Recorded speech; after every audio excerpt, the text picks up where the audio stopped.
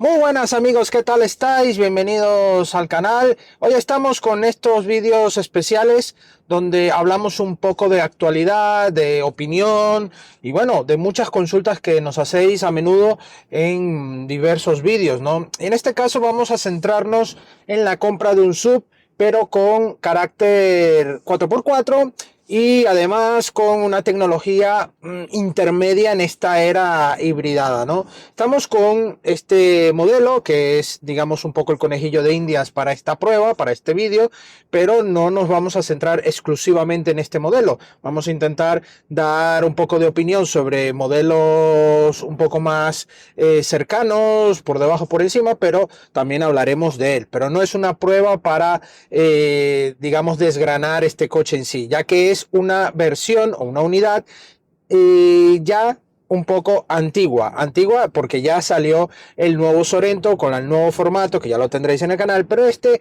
viene a ser el anterior. ¿Y por qué hemos traído el anterior? Pues justamente de eso va este vídeo, así que dentro intro y empezamos.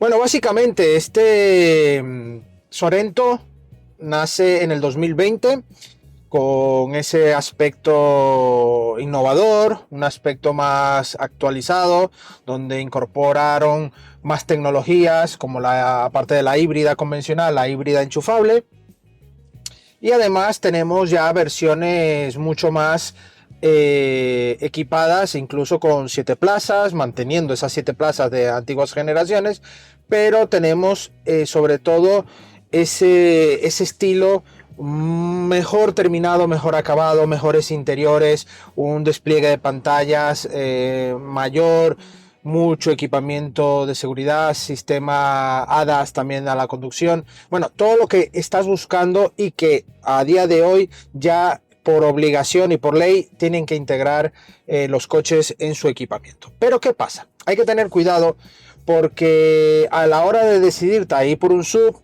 y que además sea un 4x4, tienes que valorar si vale o no vale la pena.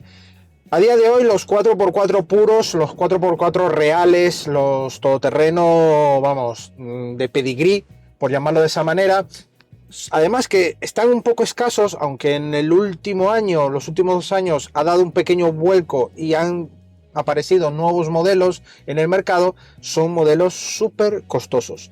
Además que son tan radicales o tan específicos para el todoterreno que resultan incómodos o poco confortables para el uso diario o el uso de viaje. Y en eso el sub gana protagonismo. Y el Kia Sorento es uno de esos modelos. Podríamos ir a cualquier otro modelo. Me viene a la cabeza el Nissan X-Trail. A ver, así modelos de marcas generalistas. El Hyundai Santa Fe. El Seat Tarraco. Ahora el Cupra Terramar. Me puedo ir a muchos modelos. El Toyota RAV4. Modelos que puedes conseguir una gama de motorizaciones a día de hoy muy atractivas con algunas opciones en 4x4, ¿vale?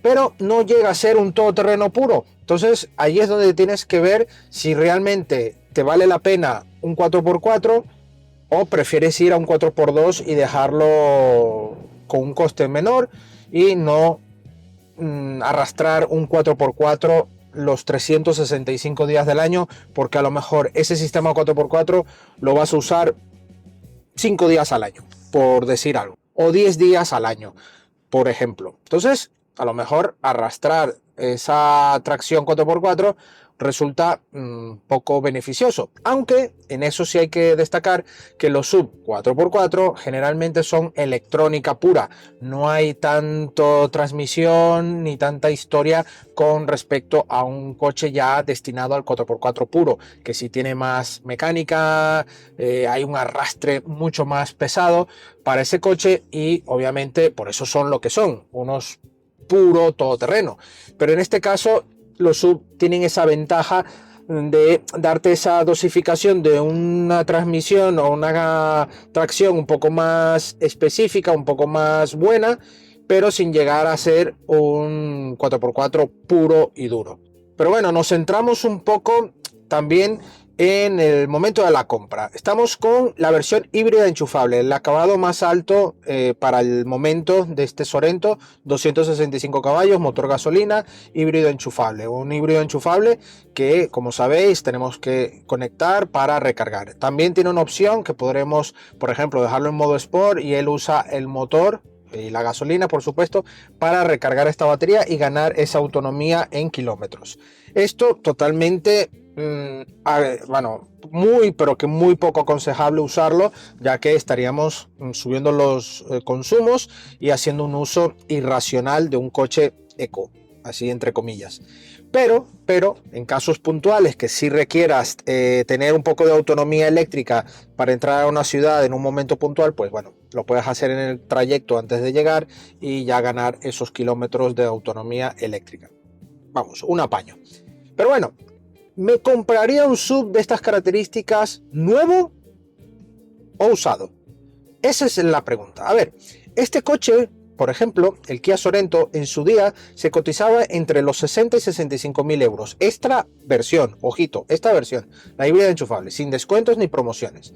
A día de hoy ya podemos encontrar unidades de esta versión en el entorno de los 40-44 mil euros. Estamos hablando de casi 20 mil euros menos, o 15 mil euros, 18 mil euros menos que cuando compramos nuevo. Estamos hablando que esta es una unidad 2023-2024 matriculada, así que tiene prácticamente todo lo que trae el Sorento a día de hoy, pero el nuevo Sorento tiene un nuevo frontal, un nuevo interior retocado y unas mejoras en algunos detalles de equipamiento, eso sí.